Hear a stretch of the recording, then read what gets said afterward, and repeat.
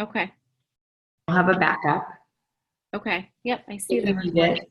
So I'm now recording, and then what I will do is once it processes, I'll just send you that link as well. So Okay. That'd be great. I'll recording. Awesome. Thank you. You're very welcome. Cool.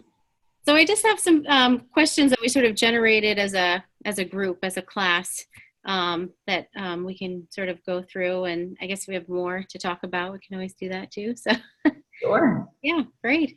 So the first is sort of just to, if you could describe your background, your education, sort of work experience, that would be great. I did see your bio on the USM site, so I did see that you were sort of middle school sort of Right. experience, leadership experience. Right. Yeah. So I started out at my bachelor's is actually not in education. I'm a political science pre-law major. So I thought I always joke that my husband thought that he was marrying a lawyer. Oh. Lawyer to be, and instead I turned into a rural Maine educator. So the salary difference was a bit different. Yeah, it was a bit different. So I did my bachelor's in political science and pre-law, and I was waitressing through, this is probably more information than you need, but I was waitressing and working a number of jobs, like through my undergrad kind of thing. And as luck would have it, and I really do think that it was luck, but just as I was moving through my summer and I was going to start law school actually here at USM. Oh, okay. At the Maine Law School in the fall, in like August, I severely injured my back. Oh. And from like carrying, like all the ice buckets upstairs and whatever. And I ended up being, so there was like this, anyways, so it derailed. So I was going to have to delay to the spring semester, and they really preferred that you started in the fall at that time. Sure. So I was like, oh, it's so great. Now I'm stuck in like my hometown, right? Like I'm back in my hometown. I'm like, what am I supposed to do here? Kind of, I just was like sort of in limbo, and I was in this like 2 month of kind of rest and recovery and all kinds of things. And so I was in a local restaurant, and the high school principal, who had been my high school principal when I had been there, said, hey, comes over to the table, hey, Anita, what are you doing in town? Like, well, so I give him my little blip, and he was like, do you want a substitute? And I'm like, good God, no. No. No. No, but thank you. Oh, that's funny. Like, who wants to substitute? Certainly not this girl. Yeah.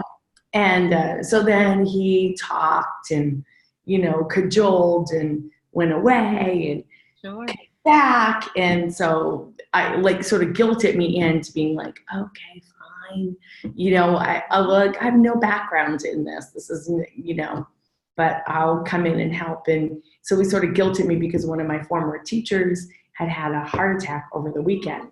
Okay. So they were in need, right? So that was my entrance into education, being guilted in to substitute teaching. Wow. While I was like in this interim weird place. Sure. How did you like working at the school that you went to school at? Yeah, it was a really different experience for me. Sure. And it was also a content area. So it was science, and I don't have a science background. Yeah. So I really was like, kind of like, so I thought it was just a day. That's fine. And it ended up being a long-term sub position for the rest of the year. Oh, wow. And so, but he didn't spring that on me right away, right? It was like, oh, could you come back tomorrow? Right. Could you stay for the rest of the week? Oh, so it was like, and anyways, and I fell in love with it. It was a real challenge for me, and I was like, oh. And I had already been questioning at that degree, like, do I really want to do, do I really want to be a lawyer? you know, like, is that really the right move for me? And so it was this, and I was like, oh, well, and, you know, so at first I just commit to do it through the rest of that fall semester. Sure.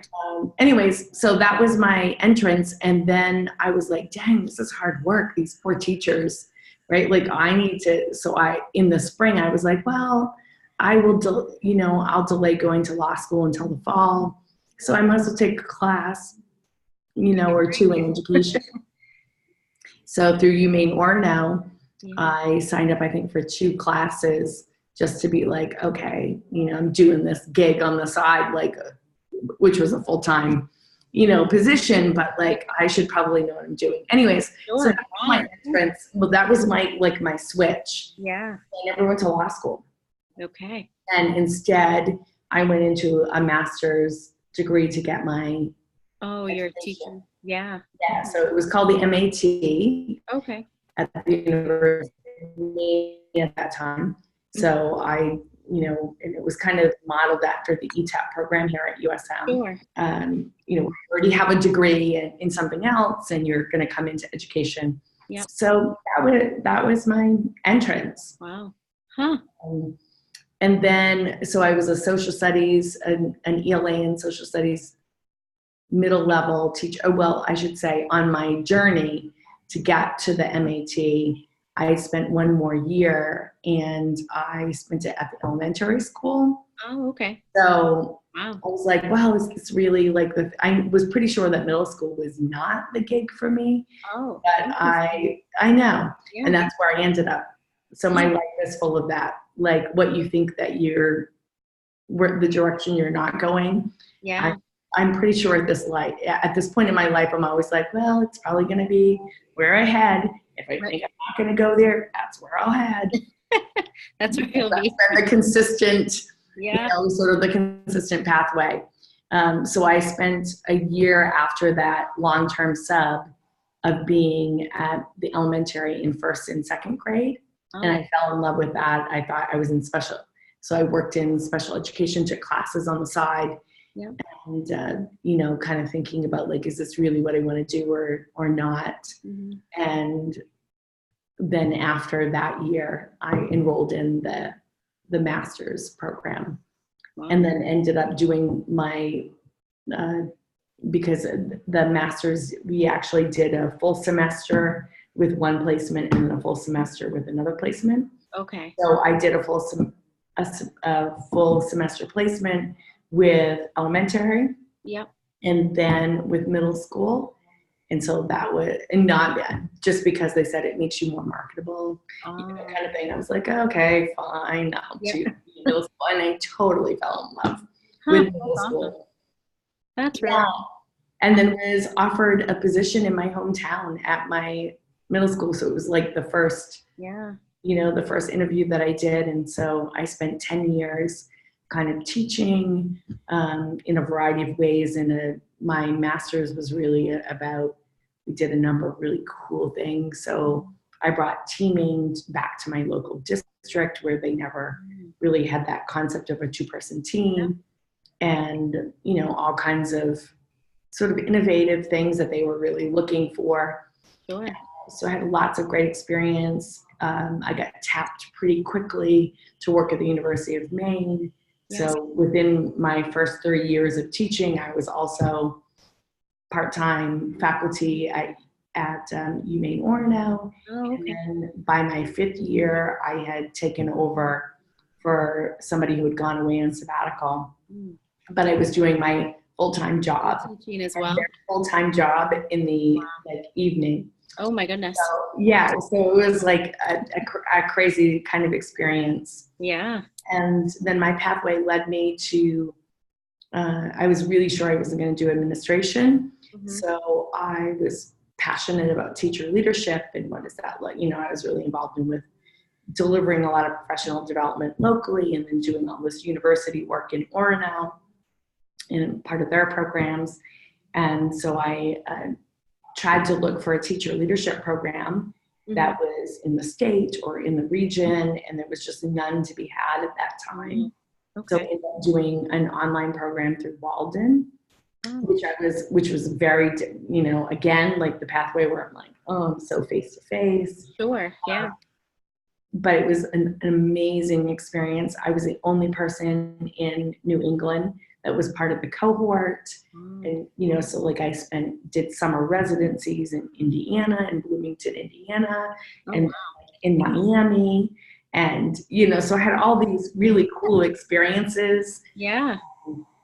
And I was part of a 24-person cohort from around the country. Okay. So it was great just to be like, what are you doing in your schools? And how does this work there? And that's really interesting that it was so spread out. Yeah, it was a really spread out cohort, which was amazing. Yeah. Really opened my eyes to lots of different, possibilities and experiences. And then at some point, maybe 3 years into that, which I finished that doctoral program and loved it, but I got tapped, like how you get sucked in to leadership. And I was like, no. And then I kind of experienced a not so great leader in my building. Oh, okay. Okay, a pretty awful leader in my building. And I was like, oh, okay, maybe I probably couldn't do worse. Right. I'm being too honest. But, that was really, I was like, oh, okay. So people kept on saying, hey, can you step up and do this? No. Yeah. So then that propelled me into, in addition to my doctoral program, then I started taking all these courses to get certified to be, an assistant principal and then a principal. So that kind of propelled me into that pathway. Wow. So my first gig was, I spent 4 years being an assistant principal at the middle school and an athletic director. Oh, okay. That was totally like a very different venue from my very academic world. It was great. I loved it. I loved the entire thing. I learned so much. And then went to be a principal and, that kind of thing. And then moved to, I would have stayed being a principal much longer than I did, but then this position opened up and there are so few tenure track positions. Sure. Yeah. At leadership in the state of Maine, and I knew I wanted to stay in Maine. Yeah. So anyways, that's sort of my long view trajectory of like, nope, not going to do that. Nope, not going to do that. That's not for me. No. Yeah. And that's where I ended up. That's awesome. No, it's a good perspective to see that it's not maybe necessarily where you saw yourself. No, I didn't. Yeah. Huh. That's interesting. That's neat. Oh, thanks. So the next was, I think you might have tapped on some, but how did critical life experiences help shape your leadership? Share an example of a life experience that was maybe either positive or negative that helped shape your leadership, but it sounds like maybe was it the principal or the administrator? Well, yeah, that sort of, at that point, I'm like 9 years into teaching, and I've done so many teacher leadership roles. Sure. And really been one of the go-to people in the district. So, I think having that experience, when that position had opened up, people were like, come on, like what, will you consider this? And no, I'm not interested. I really just want to focus on this teacher leadership track. Yeah.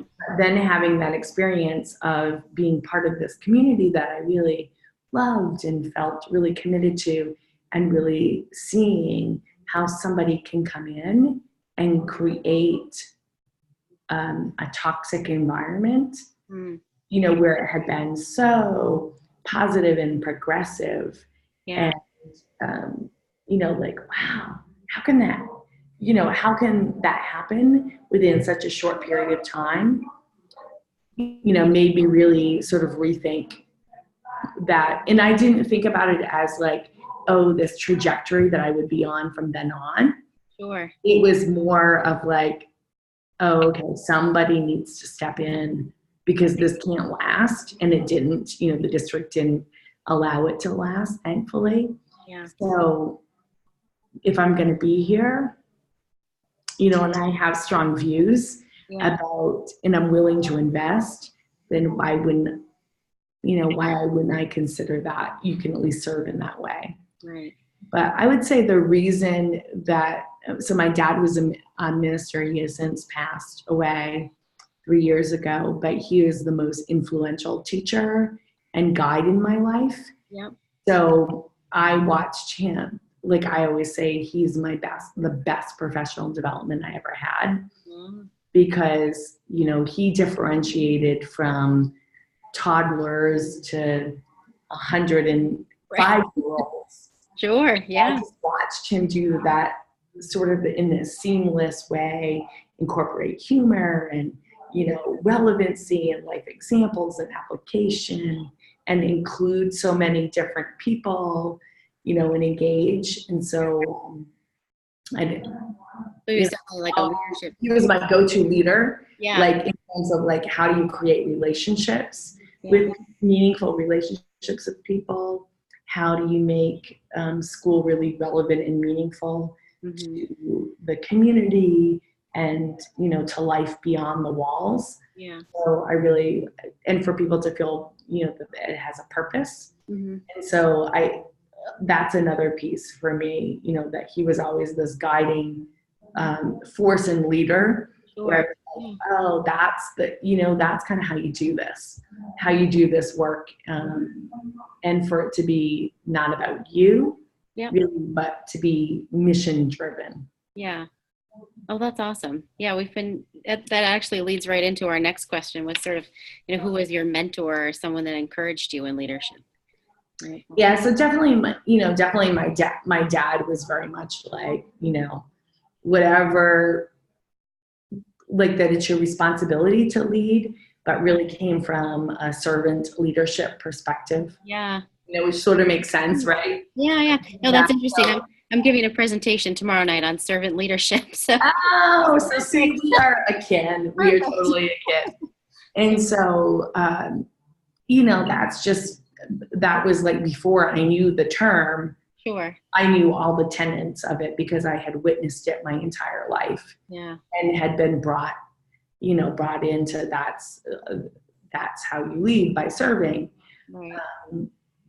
And so you never ask somebody to do something that you wouldn't do. Right. Sure. It's not so you're in there doing the hard stuff first, and removing those obstacles and, blocks for people, and helping them just to do good work. And so he definitely was that mentor to me. And then I was really fortunate, I would just say, in every step of my pathway, just in like a rural community, to have amazing educators in my path who just weren't like intimidated or who were just like, hey, I see potential in you.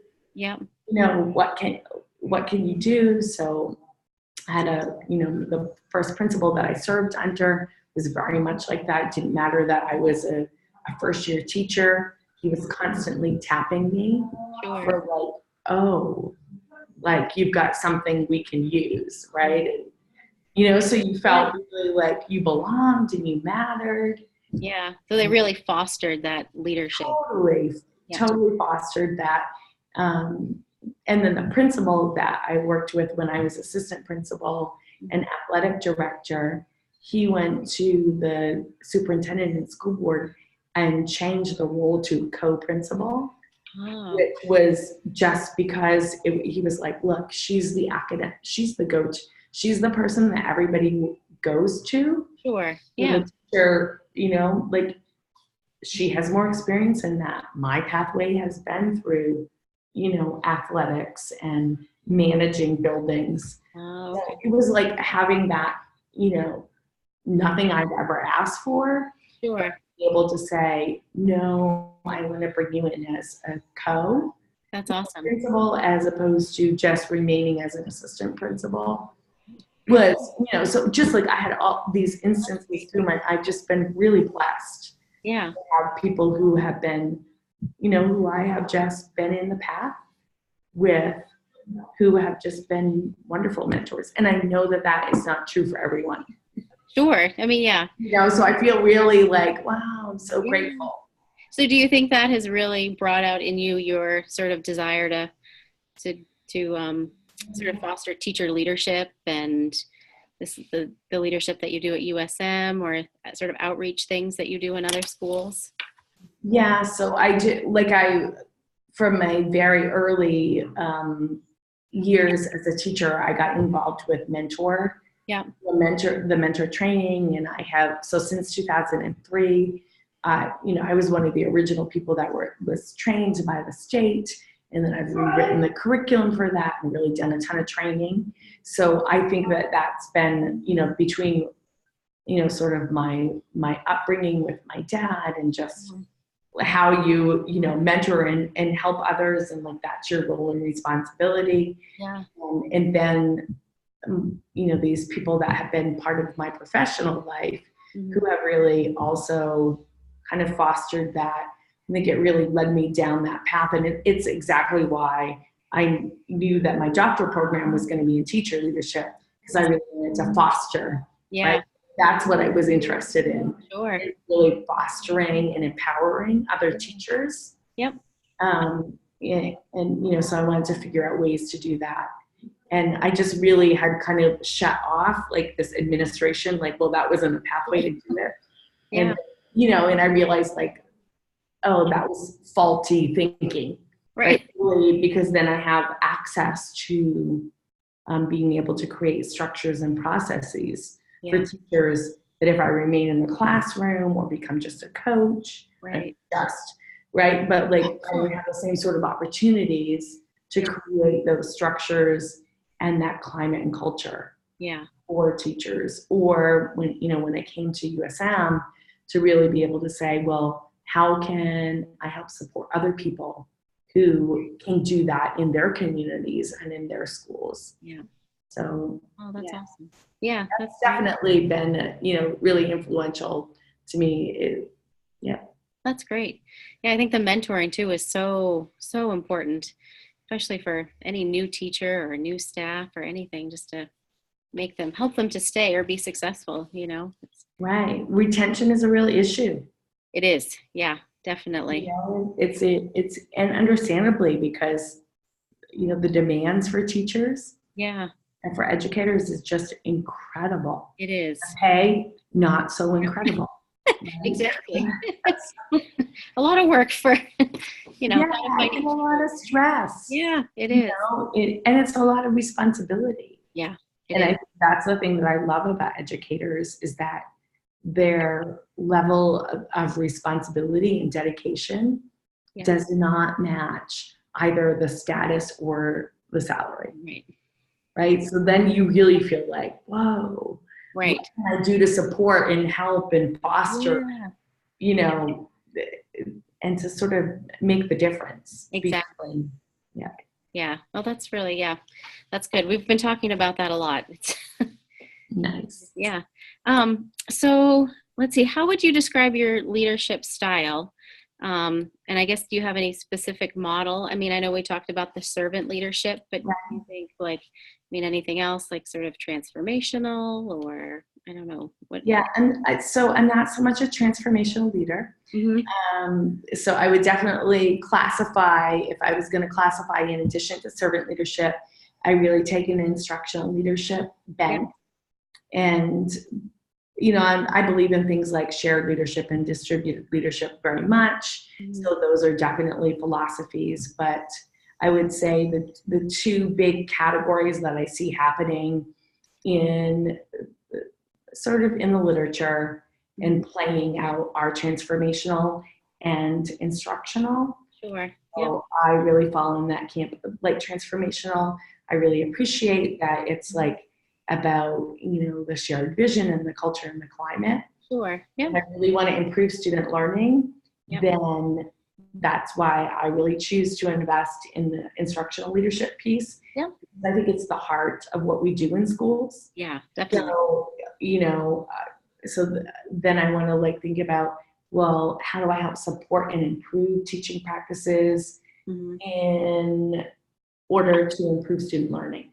Yep. Our goal is always about student learning and about then how does that help empower them to make differences in our communities and in our society. Yep. So that's definitely the lens that I'm more involved in. And, you know, so I appreciate some of the Hattie work that has really supported that. That's what has an impact on student learning. Yep. And, you know, instructional leadership versus transformational. Sure. I mean, like hands down every time. Yeah. So, and I think some of the transformational leadership, which is very, very popular. Right. In the leadership books Sure. from the last decade in education. Yeah. But in terms of really like making a difference for students, you know, then I really feel like you need managerial skills. You need to, you know how to manage your building and do your schedules and supervise your, you know, your teachers and your custodians and your, you know, your food service people. Like that's a real skill that you need to have. Yeah. But gosh, you can't lose the focus of the learning. Right. So I definitely have a bent, and I know that what I do at USM, and I'll tell people this is my bias, this is my bent, this is where I'm coming from. So gear up. Right? This is what you're going to get from you take a class with me or a series of classes. You're definitely going to be, you know, that lens there. That's the lens that I'm coming from. Yeah, that's awesome. It is the heart of the school, right? I mean, that's, it is. Yeah, that's awesome. Can you identify any specific leader that depicts how you would like to lead? I mean, if you can think of any other leaders or. And so are you thinking about like a school leader or? I don't think it necessarily has to be. Yeah. I don't think so. Yeah. I think there's leadership qualities in all varieties that can be. There are, yeah, absolutely. I very much agree.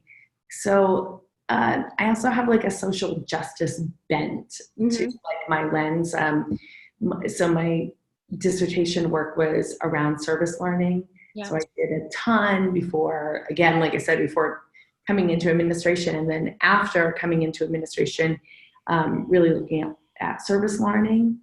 And so that was my dissertation topic, was about how can we empower students, especially our disenfranchised students, to really feel like they belong and that they are contributors in our society and that they can make a difference.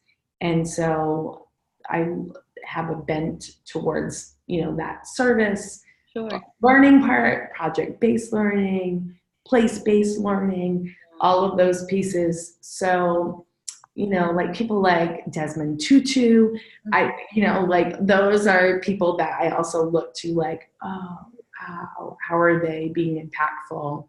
Yeah.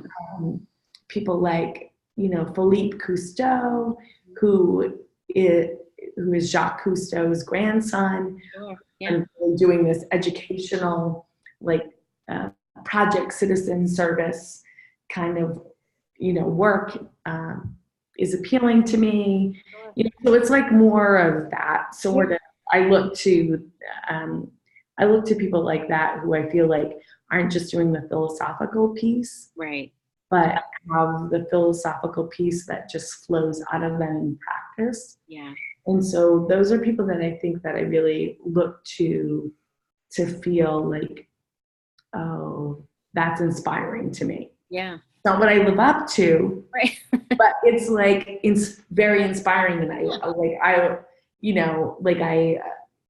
chastise myself when I'm like, really, you're stressed about, you know, this little tiny world that involves really meaningless things. Right. You know, so then I like when you get caught up in that. Sure. Yeah. You know, it's like, really? That's not inspiring. Like, who's that? How's that making it? You know? So I feel like looking towards, you know, people like that or leaders. And like I said, I can name, you know, individual educational leaders that I'm not sure that you would know who they are, you know, but like that have made that I feel like, oh, they inspire me because they have a shared leadership sort of, you know, view. Yeah. Well, that makes sense. But I don't know that those names would I think it's a difference to you. But no, like, those are the things that I look for is like, oh, you know, how are you really helping to foster that applied part of it to like a greater good? Right. That's interesting. That's good. Yeah. So another question, how would the people you work with describe your strengths and weaknesses? So I think one of my strengths is that I have, so I'm willing to take on a lot of different challenges. Like, it's like, oh, so for instance, it's not normal in university world to teach, like you kind of get a niche. So you might teach a couple of courses. Yep. Right? Like that's your thing. Sure. Yep. And so within my first going on 4 years of being here, I had taught 12 different courses. Oh, wow. In our program. Sure. Because I really had this feeling like there were needs all over the place, right? But I really had this feeling like I want to understand the whole, right? Like not my little tiny view, like so EDU 671, right? Like so you know, like how does that fit into the bigger picture? And then once I've taught it under the current, you know, sort of blueprint and syllabus, but then I taught all these other courses, how can I help to really say, is that what we're really trying to, like, so are we producing, are we doing justice by our students in running them through these discrete courses? Sure. Right? Like, so what could be the through lines? So I think a strength for me is that like desire to be big picture and then really detailed. Right? Like, so I'm like, I think I have the ability to do both, see the big picture, but then to go like laser in. Sure. Yep. I think probably a weakness of mine is that I am a bit of a control freak. Oh. That's all right. So not with my, like, it's so weird because I just found like being in the K-12 school, that was not, right? Like, so I would be like, let me give, but like, I feel like I've come to this place where I'm like, yeah, okay. So no, you only know this, right? Like, so, or I'm like, oh, I'm working with you and you're not following through on the detail-oriented part of it, right? Yeah. So I don't know, like control freak, right? But like I am like, you know, I get involved in it too much. Yeah. It's like, come on, Anita, just like, you know, do your one thing or do your little thing instead of being like, I don't know, right? Like I just feel like compelled. Yeah. You know, I'm not sure we're doing right by our, you know, aspiring educational leaders. Yeah. You know, how could we do better? You know, what does that look like? And people are like, leave us alone. I just want to teach my course. Yep. Right, the way that I'm comfortable teaching my course. But it sounds like that's kind of coming from your instructional lens, though, right? Like wanting to make sure that it's what any student of any age needs, right? Yeah, and then you're kind of thinking about like, well, how contemporary, like no offense, right? But, you know, you have people that really have been around in these positions for a long time. Sure, yep. So it really is like, how in touch are you with? Oh, sorry, hold on, my lights just went off. Wave your arms. There we go. There we go, back on. Perfect, you're back. Yeah. Yeah, so I think that those are the things that trouble me because I think about like all the times when I've delivered a course Yeah. that I wish I had, had taught these other 6 courses because then I could see more how this, like I want to go back and apologize to students. Like, I'm sorry. Oh, no. That was really not it was good. Sure. Right. But like, it was fine. Yep. But it wasn't, like what you needed, even though, probably it was like we all had good interactions and it felt like it moved you. Sure. What I realized. So I think that those are the things that I probably ask too many probing questions of my current faculty. And because I know that I have a really inexperienced group right now. Oh, okay. I'll probably come across as being, like, yeah, that's good. And here's what we're going to do. Which is weird because it's not like, that's a different sort of stance for me. Sure. Like, like I have a lot of part-time faculty. So they've taught their one course that they're comfortable with. Right. That's interesting. Yeah. Yeah. So the next kind of goes, but where within your organizational structure now do you go for like feedback? Where do you, who do you, do you have folks that you seek out or do you have, how does that work, I guess, for you? Yeah, so for me in this role, it's really interesting because students are king and queen in the feedback. So it really, it always matters when you're in the K-12 world. Sure. From like this, like, oh, I want to know so I can adjust. Yeah. But I think the thing that I've really appreciated in this role is that it is kind of this customer-client kind of relationship that elevates that. Yeah.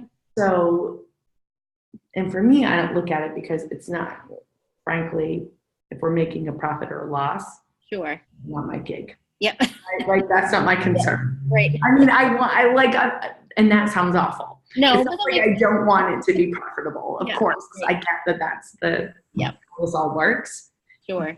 It really, I think, gives, because that's the system I'm in. Yeah. It really, everything is heightened around student experience. Yeah. Right. So that's great. Yep. Because I didn't always feel like that was as important to people. Yeah. And it is, like we always say that. Yeah. But in my experience, it was like, well, what do you know, you 12? Right. Kind of like, right. We're the adults. We know what you need. Right. Kind of thing. And so it's just really lovely having other adults who are, brilliant. They have all kinds of life experiences. Yeah. So you can be in this vulnerable place. Sure. And really be thinking like, well, is it matching what you need? Yeah. Or not? Sure. So the student feedback is really helpful. Yeah. I think the process that we go through for tenure is so super intense. Oh, wow. And so it's really every year, I think like, teachers in the K-12 world would just freak out. Yeah. Like, it is your life your life as an educator, every aspect of it, from every student evaluation comment. Oh, wow. You get, you get observed by other peers, but it's the quality of your syllabus and your learning activities. Yeah. And outside, like your scholarship, right? Like your service, everything comes through a peer committee. Yeah.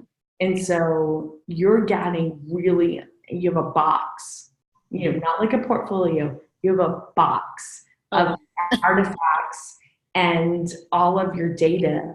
Oh, wow.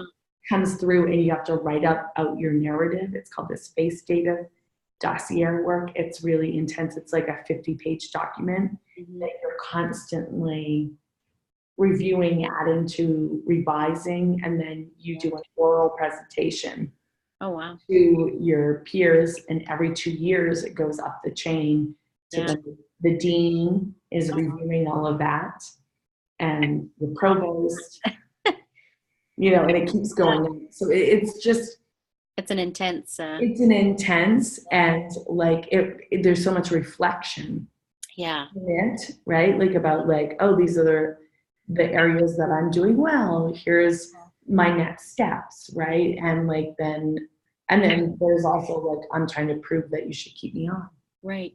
So That's intense. so it's an intense, Do you have like peers in between that, like that you go to frequently to? Like, so we have our department, and so we don't have as formal a mentoring process, and that comes up all the time in through the university system about the need for that. But we really rely. I've had really good fortune at having Jeff and Jody. Jody's now retired, but who have been just amazing mentors. To me, like, here are the things that you need to work on. Here are the things that you need to be concerned with. So I've had really close colleagues, and you're just really encouraged to develop that mentorship on your own if you don't have it. Sure. But then as being like department chair, I mentor my new people, like in an official, kind of way. Yeah. But, to help them through that process. So, yeah. Well, that's interesting. Yeah, it's very different. It is, very different from the public school system. It really is, yeah. That's awesome. What do you think the greatest mistake leaders make would be? Like, if you could think of, something in particular. Well, I have a couple, but I think one of the things is around not like underestimating the importance of relationships and trust. Like so violating trust. Sure. Their teachers or staff. And I think not even, doesn't have to be like in these horribly egregious ways. Just in small ways that erodes that or doesn't build it up. So I think that's a real mistake. And I think sometimes I often witness people trying to save face. And by doing that, they throw somebody else under the bus, or they don't take ownership or responsibility, or they don't like say, oh, I could have guarded and protected you more. So, then their teachers or their staff have a little less trust.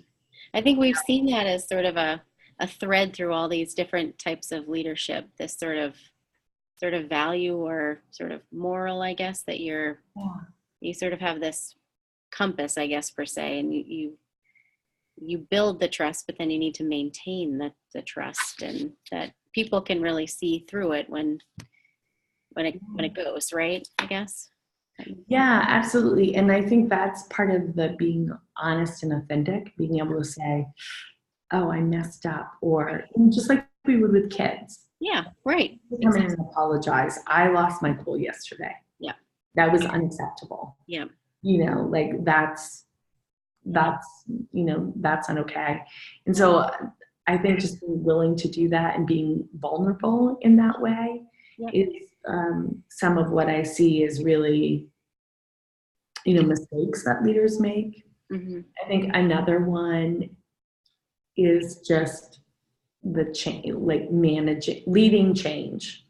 Oh yeah. Being able to like not figure out, like, I know everybody goes through programs to get these degrees, right? Yeah. We talk about leading change and all of that, but I feel like I don't know where that goes. I just, like, wow, I had you for 5 courses, and you're an intern, and I feel really responsible now that like you're, leading change in this way in your school, like paying attention to, the process. Sure. thinking that it's going to happen fast, as opposed to it's a really slow, iterative process, and you need to over communicate as opposed to under communicate. Yes. So I think that's another thing that I see as leadership issues and mistakes. Mm-hmm. And I think like if I feel unsure of myself, then I don't communicate as much as I should. Mm-hmm. Or I'm not as proactive in leading the change effort. Sure. Right? And I don't understand the process, the dips and the, and how to support people through that. I'm just like, well, it's because I said that's how it's going to be. So you figure out how to implement it. Yeah. Right. Or I get sort of defensive when teachers or students or parents are not understanding or doing. Right. Right. Like, because I've told you at least 12 times. Right. Yeah. So I just can't imagine how you don't get it. Yeah. So I see those things as being leadership conundrums for a lot of people. Sure.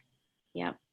Yeah, I definitely see change as I think one of the biggest things. I mean, I think like for us, the whole proficiency-based diploma throughout a lot of different districts, that was it was trouble. I mean, really, so it's right for kids, but it was a huge change that was really challenging. Yeah, and we didn't figure out how the right levers, and that's the other part that I think goes into my instructional leadership lens. Yeah. That, is like you might have figured out the philosophy, but then the things that a lot of districts in making that change went to was like, oh, well, if we change the grading and reporting scale, then therefore it's going to make it proficiency based. Right. That was like, that's kind of the out, in my view now. Yeah.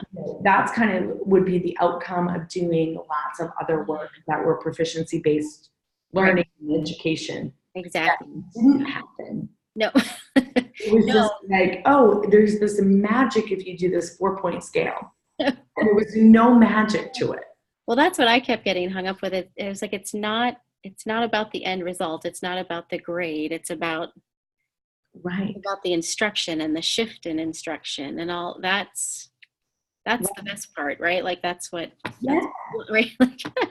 Yeah. It is so tricky to communicate that, I think, and I think in larger buildings versus smaller buildings. I mean, there's so many variables and factors that go into I guess, and implementation.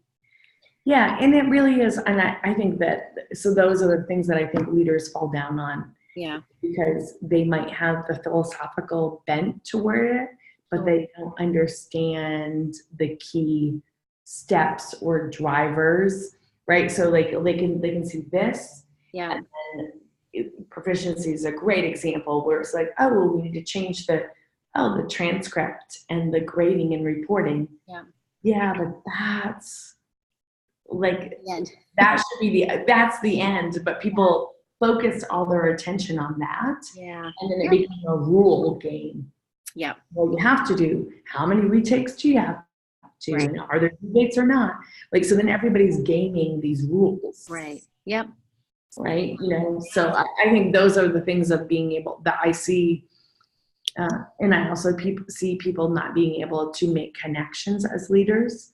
Sure. Right? Like, so everything feels like it's another thing on your plate. Yes. Whereas you're a really skilled leader, you're guarding against that. And you're saying, okay, here's what our goal is. Here's what our mission is. And here's how this other thing just fits into what we're already doing. Right. And I think making sure that you only stick to tasks that align to that focus, right? And not getting waylaid by all these other things, I guess. Yeah.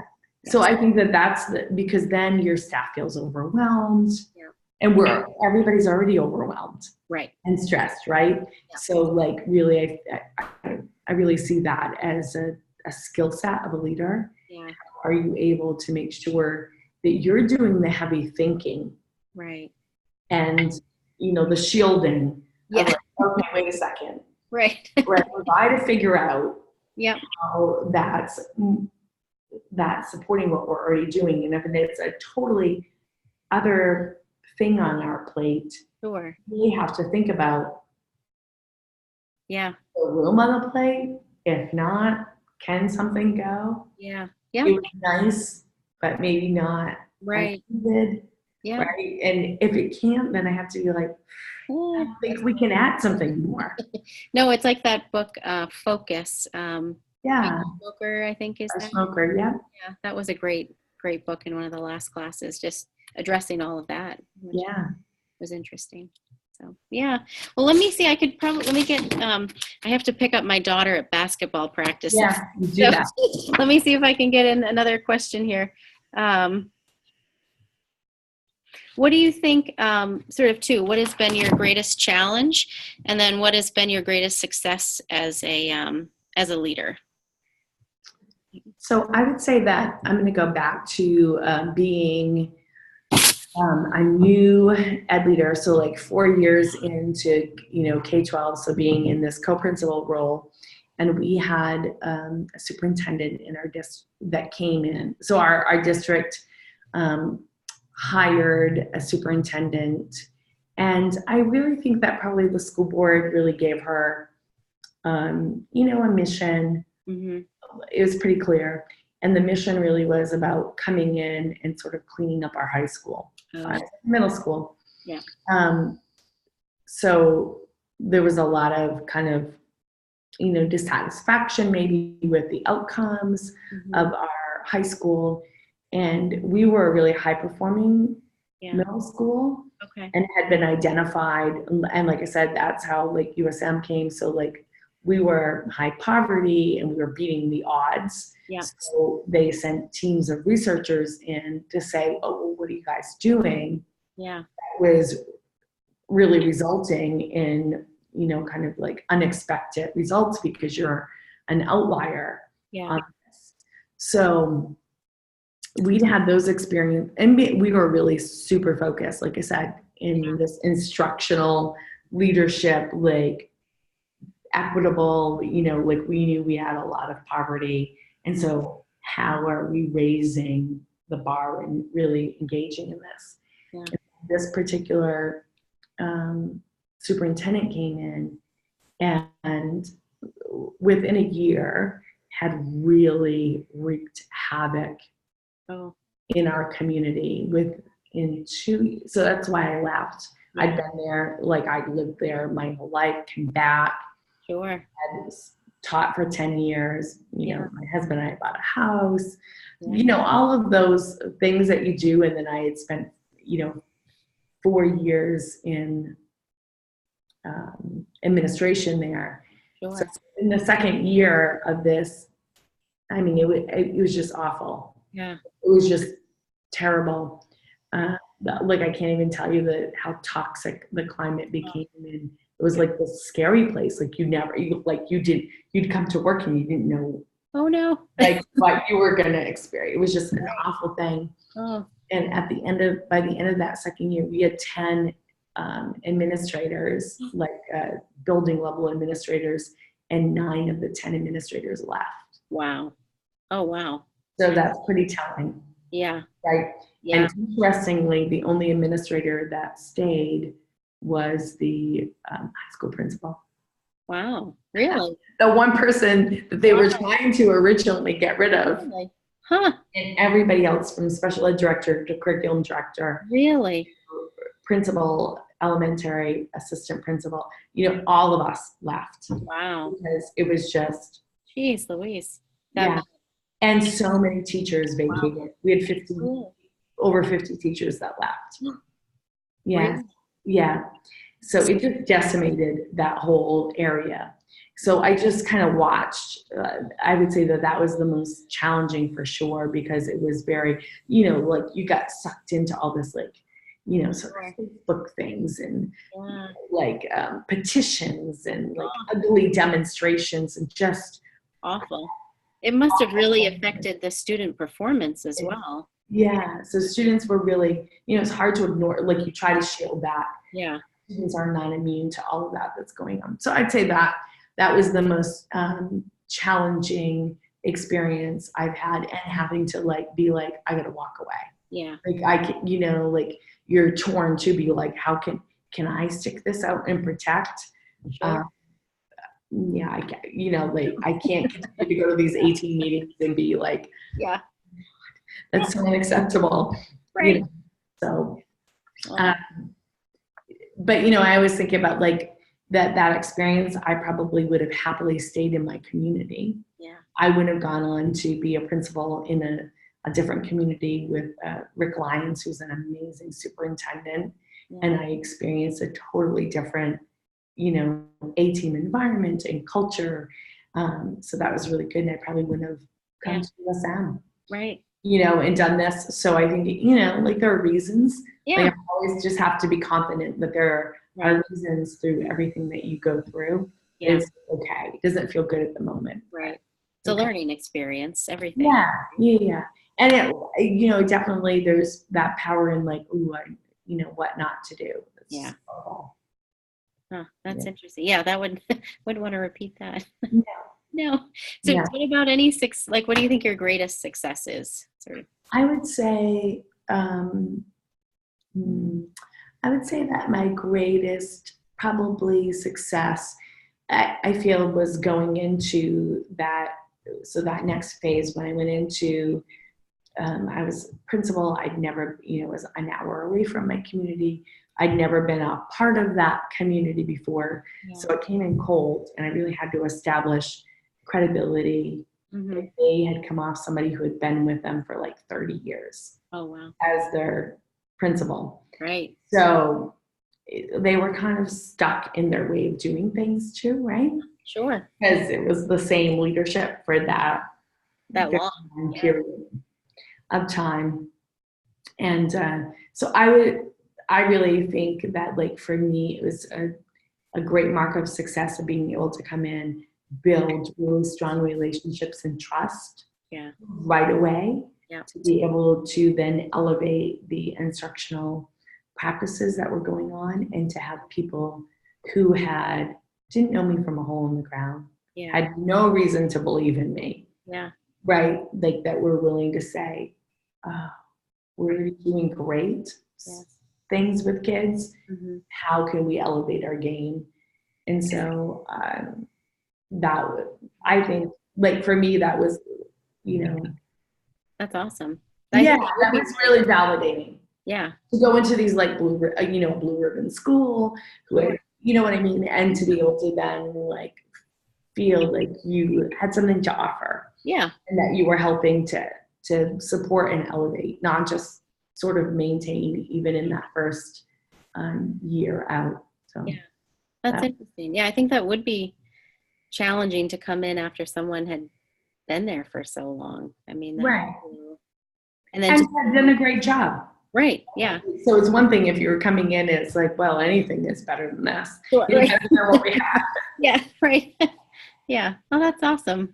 That's great. Well, thanks, Anita, for doing this. This has been awesome. It's been really nice to get to know more about you. So that's great. Well, I appreciate you reaching out. Yeah. Thanks. This was great. I know I've always seen you through, Jeff at the Southern Maine Partnership. So this was super. And a lot of, I think, good advice. This class has been, I kind of wish I had taken it in the first. I've already taken like 4 or 5 classes, but it's a great sort of time to reflect on different types of leadership. So, right. Yeah. Well, so good luck in everything that you're doing. And if there's any way I can help, please reach out. Okay, great. Thanks so much, Anita. You're welcome. Thanks. All right. Have a good night. You too. Bye-bye. Bye-bye. Yeah.